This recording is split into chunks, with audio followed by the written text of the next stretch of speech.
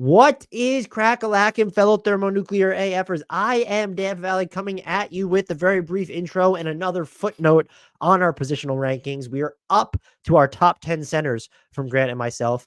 We did, however, discuss this before the Joel Embiid injury news came down, where it wasn't sure whether he was going to play for the rest of the season. I'm honestly not sure how this would have impacted the rankings because we were juggling what we've seen, what we already know, with what's to come for the rest of this year.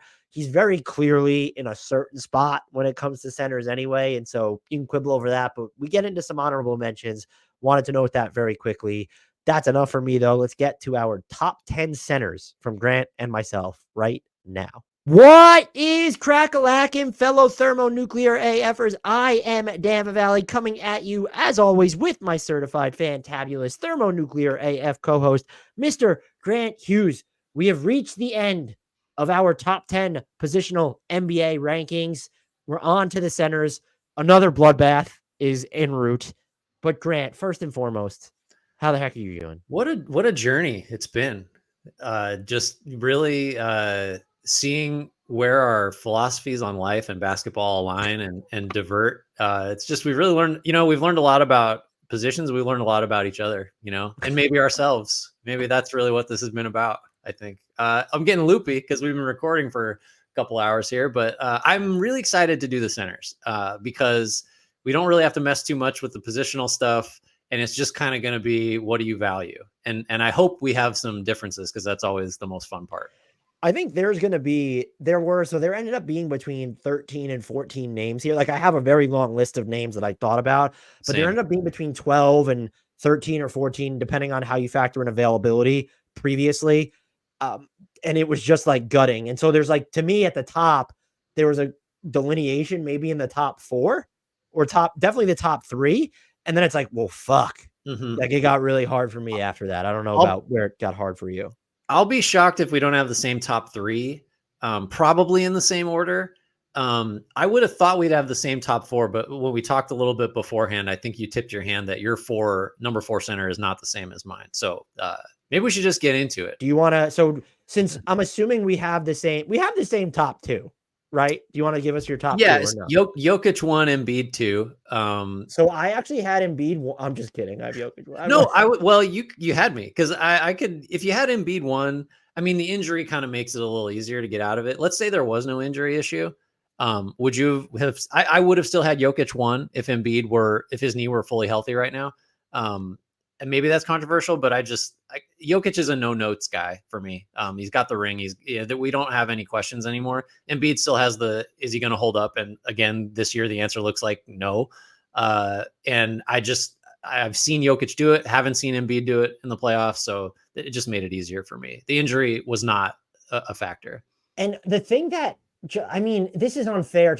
This is what I hate about it, because now we get into, well, how do I discredit Embiid so that I can make my case for Jokic? I don't really want to think like that, but Nikola Jokic does, not as a scorer, but defines so much more about the way the Nuggets play offense that it matters to me more. Whereas, yes, Embiid is shouldering an incredible workload, but like the Nuggets offense, and this is a team that is a reigning champion, is nearly 20 points better per 100 possessions with Jokic on the court. And just overall, like they are over 22 points better per 100 possessions with Jokic on the court. This is a team that is a title contender because of Nikola Jokic, just like the Sixers are a title contender because of Embiid when he's healthy, but it's just like a different level for the Nuggets. And you could say, what is the argument now? Like do you think, okay, the Nuggets just have better, third, fourth, and fifth options? Because you're Tyrese Maxey and Jamal Murray. I think some people are just going to take Tyrese Maxey outright right now, which is perfectly fine.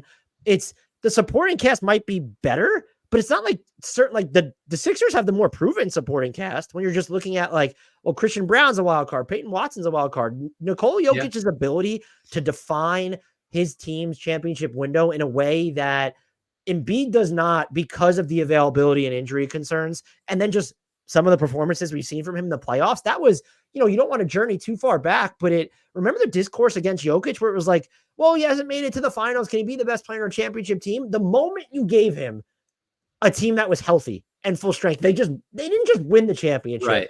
They steamrolled everybody in front of them.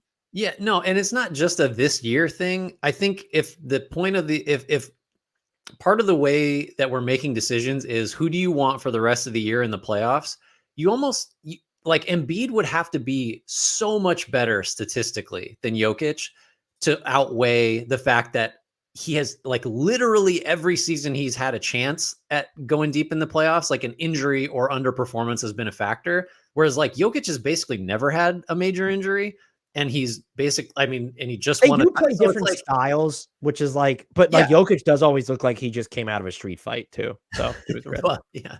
I mean, yeah, if we just measured this on number one, the number one center is the one that has the most like looks like Scrapes. he was mauled by a tiger, scratches on his arms. Like he would still run away with this. So Jokic, Embiid, Anthony Davis has to be 3, right? Oh, I'm glad that we agreed on that. I thought maybe because of the season that Gobert was having. Yeah, he's number 3 for me as Yeah. well. So we both have AD at number 3. Do you wanna Yeah. lay that case out? I think some people might push back against it. I'm not saying they don't I, have a case. I'm not saying there should be consensus, but it was easy for me is what I was saying. Yeah, I didn't. I think the drop off starts here, and Davis is in a tier by himself. I think after Jokic and Embiid, and So you before have the 10 rest of these tiers for guys. 10 players. I like Yeah, it. I have. That's how I like to do my rankings. It's tiered, but there's 9 of them in a 10-player thing. I mean, I think he's probably you got it. The durability thing is an issue. Like, but he Not played. this year. I guess now as we're Now it is. recording It's this, propped yeah. up But with the hip and the Achilles stuff. But like to this point, like he's played much more than Embiid. He's played more than, well, I don't want to spoil, but 2 fewer games than Jokic as we're recording this. And Jokic is like the model of durability. So I think just Anthony Davis's defensive apex is like defensive player of the year level. And I think offensively, the 3-point shot just may probably is never going to happen at this point. It's been long enough to where we can just stop saying like, oh, but what if? He doesn't need it because he's a center now and he's getting you 25 and 12 and blocking shots. And it's just like, I don't know, what else do we need to get there's into? and so this kind of loops into a larger Lakers discussion when people are annoyed that they got 2 all-stars. They're like, how are AD and LeBron this good and the Lakers are still so bad? The drop off from their second best player to their third best player has to be the largest in the league, or at least like among teams that have immediate aspirations, and Yeah. probably even just in the league in general. I don't know No, if I need that qualifier. that's such a bad. I hate that argument so much. I mean, the all-star arguments are always like kind of weird, but like, well, the reason the Lakers are so they can have 2 all-stars, you play 5 guys at a time. Like the other 3 just aren't good enough. That's And what you it is. normally have to play like 8 to 12 guys the entire game, so like Yeah. that's going to skew results a lot. Right. No, so I think Davis is just easy 3. So 4 is I think where we're going to differ. I have Bam No, what did Adebayo you? at What? 4.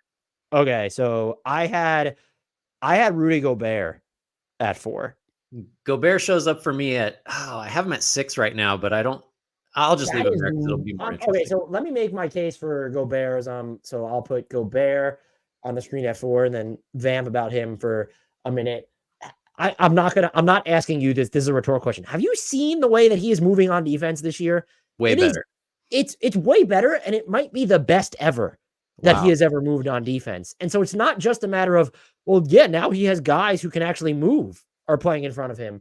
No, it's not just that. I have not seen he's flying around like he's not, getting out there and blocking. He's not Anthony Davis getting out to the 3-point line. I want to make that clear, but he's just flying around everywhere. I think he has to be the defensive player of the year right now. I've gone between him and Anthony Davis, I think is number 2 for me at the moment. Like looking at this is just, I didn't consider it before doing this. This is just very much off the cuff. So I understand that there are offensive limitations from him, but you know what? Minnesota Timberwolves will dump him the ball in the post. They will do more handoff stuff with him. He's cleaning up misses still. Like this is someone who is wearing enough hats on offense, I think, even if you view him as a restrictive offensive player, and he is, I want to make that clear, where I look at it and I go, when you're this defensively dominant, where it's like he's kind of the OG Anunoby of bigs type deal, where it's OG Anunoby is versatile and dominant. I think Rudy Gobert has reached that level of versatility and dominance to where, yeah, Bam, what he does on defense for sure. But like, we got to start having a conversation about why the Heat always suck when Bam plays without Jimmy. Yeah. Yeah, I think that's fair. I think the Gobert thing for me, maybe I should just give. So I had Adebayo 4, Porzingis 5, and Gobert 6. And so I think the justification for me of having Porzingis is the tough one that I was like, oh, am I really going to do this?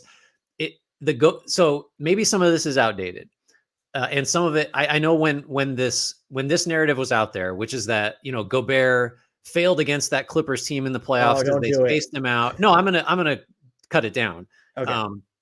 They exposed him. You can't win in the playoffs with this type of center.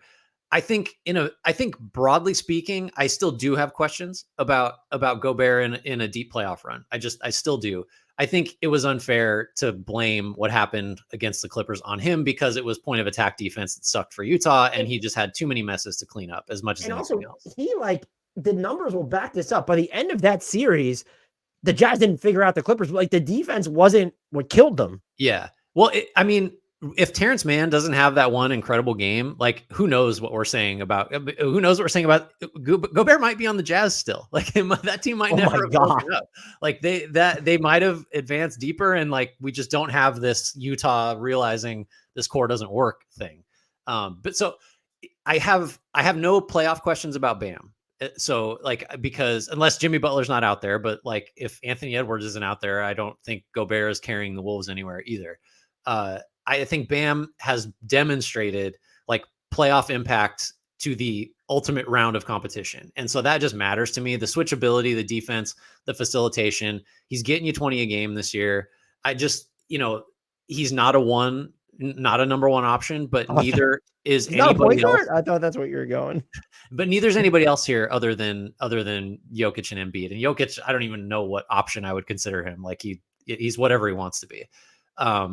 Porzingis is the tough one that I would just justify by saying you get the stretch. He's better in space defensively than I think a lot of people give him credit for. He's an awesome rim protector, and he can kill mismatches now in the post. And so I feel like maybe they'll be proved wrong.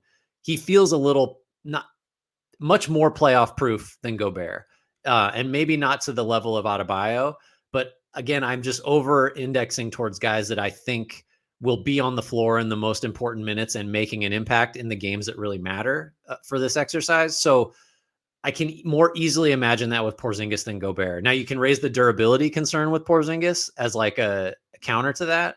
I don't love having Porzingis ahead of Gobert, but I am going to stick with it just because I think he gives you the two-way, boost in a postseason context, and could be like a huge plus on either end of the floor. Like, could be like a game breaker that spaces out other centers and gives the Celtics a bunch of good options against switches too.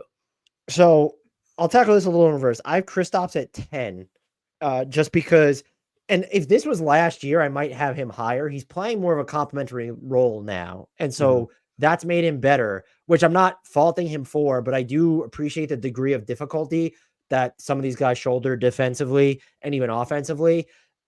But his ability to punish mismatches is a big one. And the way that he just breaks defenses because of his stretch is also a big one. He's one of the best rim protectors in the game. So I also have, though, Domas at 5, and then we get to Bam at 6.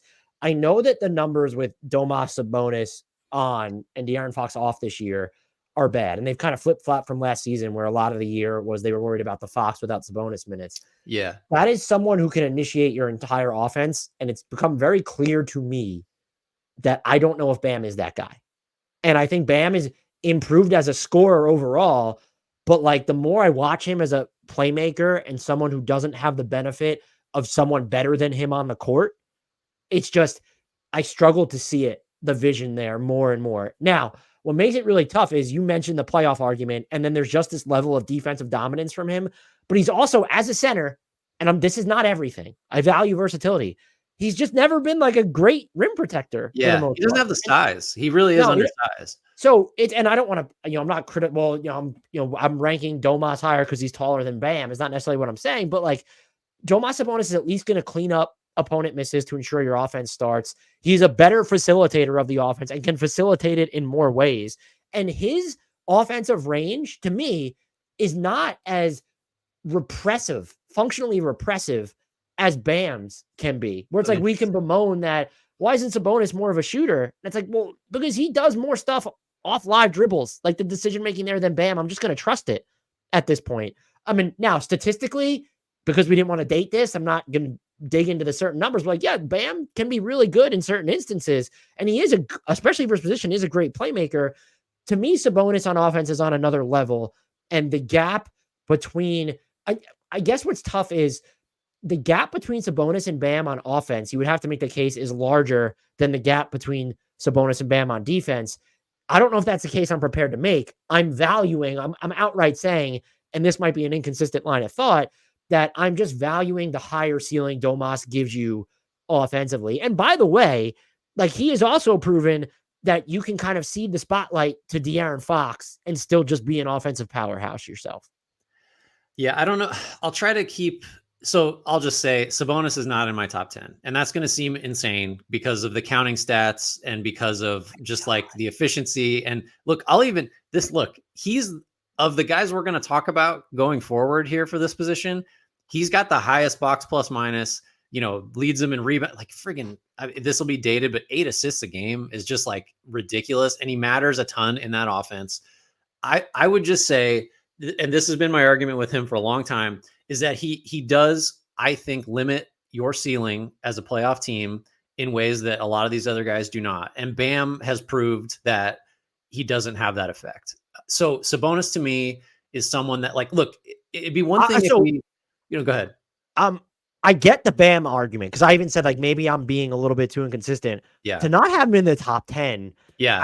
I'm so anxious to see the rest of your list now. It's just, I'm trying to figure out what hurt more. Draymond Green, like, kicking him in the face or in the groin or this. Maybe the way to frame it for me, and now you're making me think I should have him like down here. This is so Kevin O'Connor seems like he hates Domas Sabonis as a building block, not as a person. You're like, Grant hugely dislikes Kevin O hates Domas Sabonis. Grant usually despises Domas Sabonis. So here's what I'd say. Like, I think it's probably a weird case of confirmation bias, because I think I went into the playoffs last year acknowledging, as I still do, that Sabonis is an awesome regular season player and a floor raiser, and like does things on offense that most bigs just cannot do, and did it successfully, and was a major piece of what at the time was the most efficient offense we've ever seen. All true.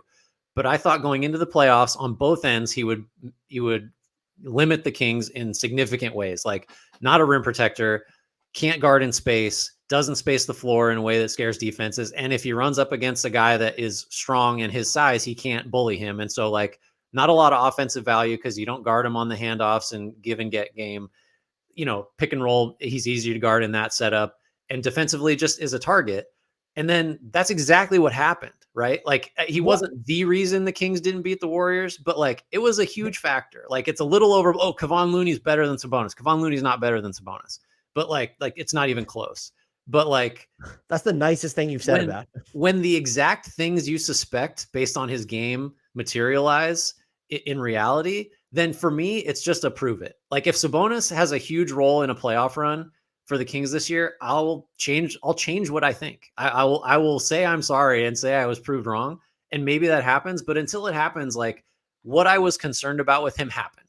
And so I'm not going to move off that if we're ranking. Now, some of the guys I have ahead of him, people are going to say that's insane.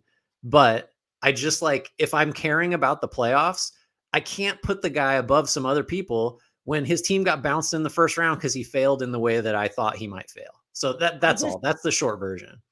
Man, it's just, he was part of what they did well defensively against Golden State, though. And so it's kind of like, and was it more about how they defended him on defense, or about, like, Keegan Murray couldn't hit a wide open three? It's like all these wide open threes from the Kings started missing. I just feel like I think your premise is valid. I just feel like we're ascribing too much of the blame to what happened in the playoffs to Domas Sabonis, to the point where it veers away from actually how good he is. And like, there's also, yes, the playoffs matter, but like, as someone who's going to navigate you through an 82 game season with durability and be able to drive the offense, even if you don't view him as a number one, that's fine. As a number two, Bam can't do that. You know what? That's the best counter, is that I'm just totally devaluing the regular season when it comes to Sabonis. I think that's absolutely fair. And that's fair to say, and it's unfair for me to do. So here's what I'm going to do. I'm not going to I'm going to Can I make a just say before decision. you go very quickly, the part of the rankings I hate is that I think these are all fantastic players, and I just spent like discrediting. Like I don't like what rankings do to me as like Right, what. right. If you had to rank the feelings that doing rankings cause you, would consternation be ahead of anxiety or below it? Yeah, it's like, Self-loathing number yeah, one for sure. self-loathing might be number one. Okay, so I'm gonna get Sabonis in here at some point. I'm just not gonna do it yet. So my number 7, and we're starting the round of guys that you're like, you put this guy ahead of Sabonis. My number 7 is Alperen Sengun, who some people would say is basically like Sabonis, but not as good. I think Sengun is. I mean, he scores a little more. He's not as good a rebounder. I think he's a little better defensively, which is like Oh not a yeah, huge, definitely. He's been better defensively this season for like sure. not a high bar to clear, but that's just the case. There you go, shitting on Sabonis again. Yeah, sorry, I gotta resist the urge. God, am I really gonna do that? Now I'm just I have looking at their Şengün at numbers. 7 as well, if that makes you feel any Yeah, better at but you had all. Sabonis at 5. So the thing with Şengün is that he is still, we've seen the way that they tether his minutes to Fred VanVleet and vice versa, for Yeah. sure. That's someone who's even right now, he just feels that maybe that's more about the personnel around him, but he's a little bit less equipped. He can initiate the offense, it feels like, in more ways than Sabonis when you're kind of looking at the full floor, and not by like a huge margin, but like Sabonis is actually more equipped. Sabonis can do more with less around him offensively, is how I would frame it. All right, now I'm just completely. I knew this was going to happen. I'm going to make you take Can you take Şengün off of my 7 there? I've just talked myself out of it. I'm going to go Sabonis 7. It feels like I am too stuck in my playoff fixation with him. I was going to feel bad for a second, but you sold me on Shai Gilgeous-Alexander, so there's that. So you're going to move. What do you want to do with Sabonis? I would like to go, please. Sabonis 7, Şengün 8. Okay, so Şengün, you're going to bump down to 8. Yeah. All right, and then I have to. I can't move him up. Well, I'm narrating for the people who are listening. Well, I'm also trying to delay time so I can put it up on the screen. Well, I'll talk about it. I think looking at the two next to each other, I think they're similar enough that Sabonis just has to be, because statistically it's like the true shooting, the advanced metrics, the catch-alls, and it's not like Şengün's like floor spacing is so much better that it's a meaningful difference maker. So I feel better about Domas there at 7, Şengün 8. So can I give you my 8? Yeah. This is where, I mean, like this, as I said, after number 4, it got kind of tough for me, but like after number 6, it got really, really tough for me. And this was one of them. I have Chet at 8. I just think what he does defensively is on par right now with a Victor Wembanyama, a Jarrett Allen, all the names that you would consider in this spot. And then where he's going to get the edge, even over Evan Mobley or Jaren Jackson Jr., knowing your role on offense. And I know he has the benefit of these creators around him who get him the ball. He does have some jiggle and joggle to his handle when you look at him attacking closeouts or in space, stretching the floor, and then being so efficient at it largely is just, it's monstrous. And I think when you get to the center position and you're not a featured weapon or featured offense, like Rudy Gobert would be a good example. He's someone who he's so dominant defensively, this doesn't matter, but like he's someone who can be a little bit annoying on offense because you're not this featured option, but like, do you need people to dump it off to you in the post, or like, do you insist on getting these handoffs? Like Chet just functionally scaling to the situation Oklahoma City needs him to play is monstrous. And what has him over, I don't have Wemby in my top 10. I'll give you the spoiler right there. The things he does defensively are right there. He's still very much a theory and experiment on the offensive end. He's gotten better. He's gotten more efficient. If we're doing this list at the end of the year, Wemby might be 2 for me. I don't know. But like Chet having I understand Wemby has a more complex role. I understand that even Kristaps has a more complex role when you look at what Boston asked him to punish with mismatches. He is so dominant in his role that I think that needs to count for something. And so when we're getting into this tier where you're a player who probably isn't going to define your team's entire offensive attack, I value that, like the way that his offense just translates to so many different lineups and situations. Yeah, I think so. I had Chet at 7 before I came to Jesus and saw I needed to include Sabonis, and then bumped Sengun up for some reason too. So Chet has to be 9 for me because he's definitely in this group. I think, you know, there's everything good that I said about Porzingis. I think you might very soon be able to say about Chet. And like, I think as an off the dribble threat, like he's already better than Porzingis has ever been at that. So I think, Going downhill for sure. yeah, I Not mean, like posts and turnarounds and I stuff. said it Yeah. before, like he really does move like a guard. Like, and he has guard instincts, I think too. Like he wants to up fake and go like a lot. I wish Chet would shoot more threes just without hesitation. But like he's not, I think he's more wired to be like, I'm going to put it on the floor and make a play, whether I get to the bucket or I make a, like, he's just, I think Chet's going to be awesome. And I have He's Wemby already, 10. I mean, the numbers are going to be close on this, but he's a better just like ball mover than Porzingis when it comes to facilitation. Like Oh, you probably trust Kristaps to facilitate out of the elbows or something more right now, but like Chet as a passer overall is, I would say, is better. yeah, Chet's wiring is as a 6'5" guy. Like I think his offensive wiring is just that's what he thinks he is, and I think his skill set is like good enough that might be he might play like that guy with the shot blocking on top of it. So I don't know if you heard I said Wemby at 10, and I almost it's almost because like I just want to be on the right side of history because there's so many more established guys that you could make a case for going in this spot. I do hate that bumping Sabonis in cost me Jaren Jackson Jr., who I had at 10, even though he's having not a great year. I just think like you're defensive player of the year. You can stretch the floor in theory and have done it a couple times in practice. It's tough to not have Jackson on here, but he doesn't make it. Yeah, so him and Wemby were my toughest cuts. I'm surprised a little bit, but it does fit with the theme of the close to this podcast that you didn't have Jared Allen, who's my number 9 Yeah. guy. He has been, this is not just like a whole year. He's shooting like 60+% on hook shots, but during him helping them navigate kind of him helping them navigate the Evan Mobley absence and Darius Garland absence, of course, there is more. What he does defensively is big. Like as a rim protector, as someone who's a little bit more mobile than I think people give him credit for generally. The things that I don't think are common acknowledgments from him, people might know it because I know that, people who listen to this podcast and just fans in general are watching basketball. His offensive usage is just so more complex and expansive than meets the eye. Like he can make these 1 and 2 dribble decisions. He's like added face ups to his game with complicated footwork. He will keep the ball moving. And what he also doesn't get enough credit for, this is in the minutes with Evan Mobley, his spatial awareness is fantastic of knowing where to be, whether Evan Mobley has the ball or doesn't have the ball. So you or not, yeah, some things can gum up a little bit with Cleveland's offense. Like he's not really he's a part of the problem insofar as he doesn't shoot threes. It's just, but like other than that, he understands where to be in the clumpiest lineups or where other guys are. If you have smaller dudes hanging in the dunker spot because you brought Jared Allen up higher. I just appreciate how smart and adaptive he is as someone who, in theory, should be this kind of restrictive archetype. I think people just are still in the mode of, oh, he's just like this rim running, like rim protector. He's a little more than that. He's more than that. That's fair. The cuts were brutal on this one.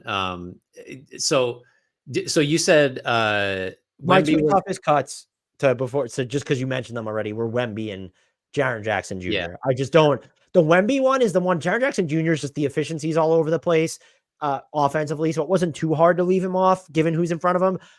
The Wemby one just like guts me, but I'm looking at these players right now and I'm like, well, honestly, who do you want for the rest of the season less than Wemby? And it's just I don't know. And then I'm like, well, am I discounting the progress Wemby has made on offense? Am I discounting how just transcendent he already is on defense? Yeah. The icon we're using for the teams, my look right here, I'm just yelling at myself, that avatar of me. That's how I feel right now.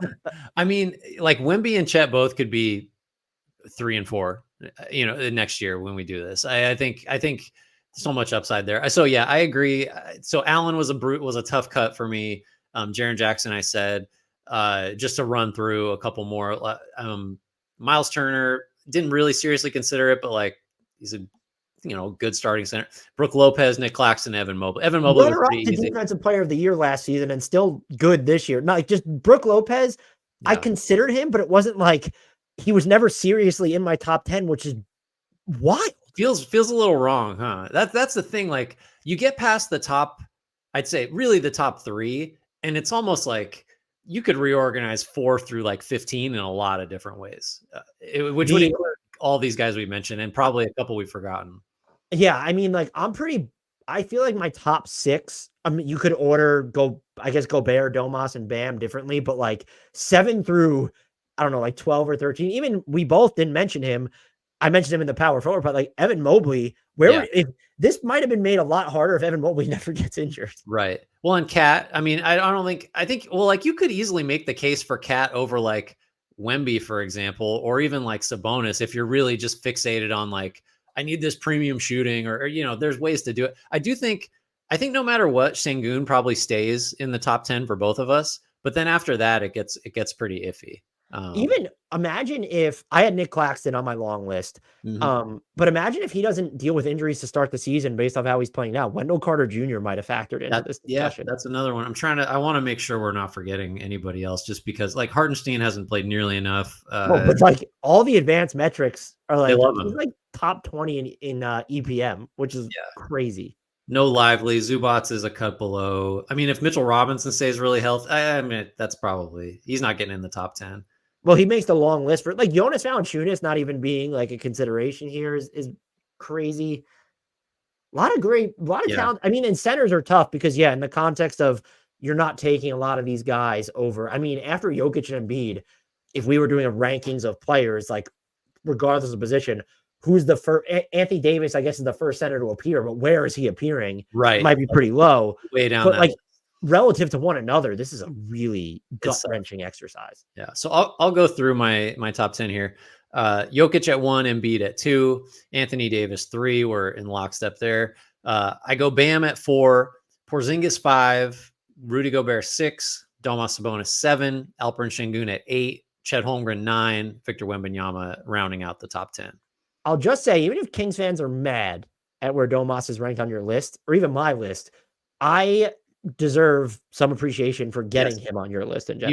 You did it. The conversation did it. That's the best part about this is you talked me out of I was too stuck in my playoff fixation. I didn't really want to do this, like prepare for this exercise, but now that we've done the podcast, the discussions about how we classify guys and why were a lot of fun. You kind of like pointing out the Shai Gilgeous-Alexander stuff with me, or talk about Booker as a point guard or a shooting guard, and then this. So it was a lot of fun to record this.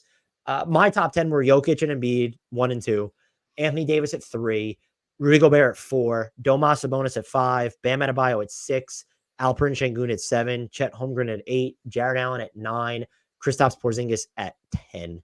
And my 2 toughest cuts, just to reiterate, Jaren Jackson Jr. and Victor Wembanyama. Wow. Good. Tough cuts for me. Jared Allen, Jaren Jackson Jr. Speaking of Jared Allen, you ready to take us out of here? I am. You know what? I would like to start this outro with an apology to Jared Allen, and I will sandwich a second one at the end of it. You were close, man. You're worth way more than your contract. We were dead wrong about that. 1,000 apologies. So we'll have 1,002 apologies by the end of this. Thanks everybody for listening, for watching. Let us know what you think of our rankings. Congratulate Dan for alleviating some of my regular season blindness as it pertains to Domantas Sabonis. Follow us on our socials at HardwoodKnocks. Rate with 5 stars, thumbs up, lots of positive comments, give good reviews wherever you get your podcasts. Check out our stuff on YouTube, share that with your friends, let your enemies know as well. Links for for our Discord and how to get our merch are in the YouTube and podcast descriptions. Shout out Frank Ntilikina. Additional and final apology, not forever, but for this episode, to Jared Allen.